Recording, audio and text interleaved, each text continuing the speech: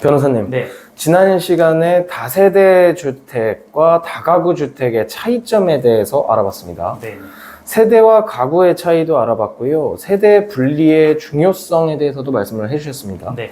오늘은 이 중에서 이제 다가구 주택의 임대차 계약에 관해서 얘기를 한번 해보겠습니다. 네, 그 다세대가 아니라 다가구 주택의 임대차 계약이 조금 더 위험한 이유는 지난 영상에서 말씀드린 것처럼 다가구 주택은 등기부에 호실이 표시가 안 되기 때문인데요.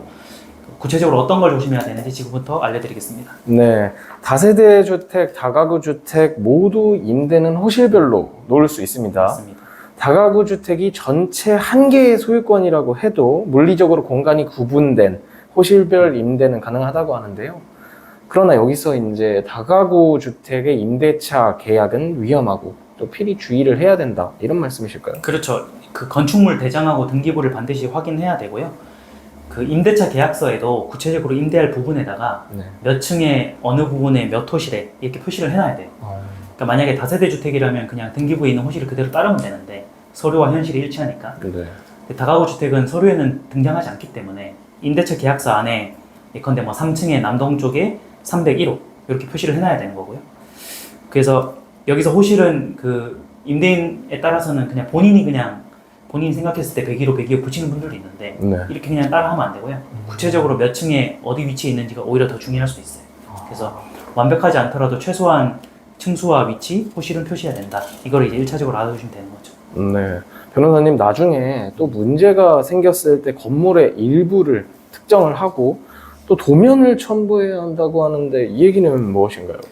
그 두 가지인데 임차인이 돈을 못 받으면 임차권 등기 명령을 신청해서 받아야 되고 보증금 반환 소송을 하는 거고요. 네.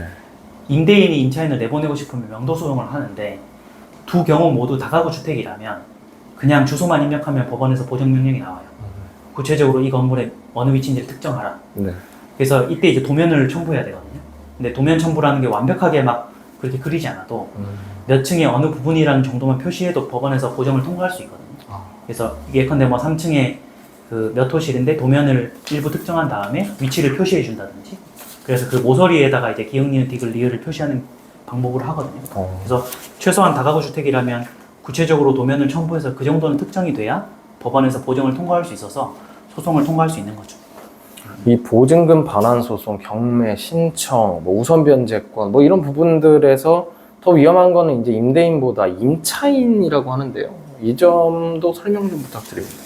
그 방금 말씀드렸던 거는 소송 도중에 보정이 나왔을 때 어떻게 해결하느냐의 문제고, 네. 이거는 뭐 하다가 안 되면 변호사 도움 받으면 돼요. 근데 더 심각한 거는 소송이 끝나서 이겼는데 막상 경매를 돌렸더니 나 말고도 나 앞에 순위가 빠른 임차인들이 너무 많다. 그리고 그들의 보증금을 합쳐보니까 낙찰가를 상회한다거나 낙찰가랑 비슷하면 내 돈을 못 받는 거잖아요. 네.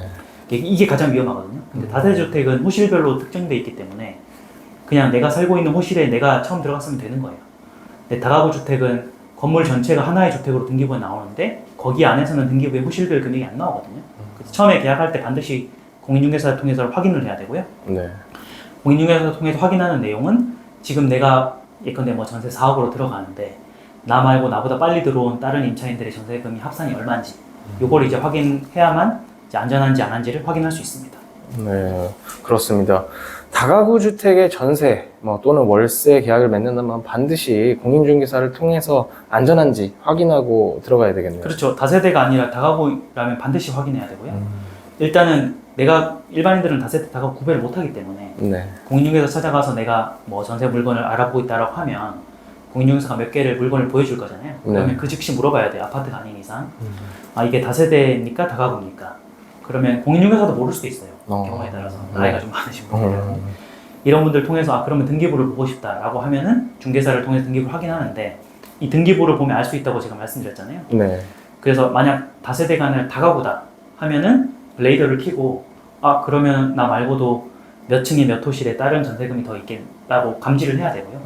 이 순간 공인중개사한테 아, 그러면 총 몇 명이고 금액을 합산하면 얼마인지 물어봐야 돼요. 네. 그러면 그 공인중개사가 임대인한테 물어봐줘야 되거든요. 예전에는 귀찮다고 안 하는 분들이 많았는데 네. 얼마 전에 공인중개사법 시행령이 개정이 돼서 앞으로는 전세 사기 예방을 위해서 공인중개사가 의무적으로 이거를 설명할 필요가 있어요. 그래서 중개사 본인이 임대인한테 전화를 해서 지금 이 임차인 앞에 그 전세금 합산이 얼마인지 그거를 알려줘야 되고 체납 사실도 알려줘야 되거든요. 그래서 앞으로는 반드시 다가구 주택 임대차라면 공인중개사한테 이런 요청을 해야 된다. 그리고 구체적으로 다가구 주택 임대차가 안전한지 아닌지를 미리 가늠하고 계약을 해야 된다. 이걸 반드시 알고 계셔야 합니다.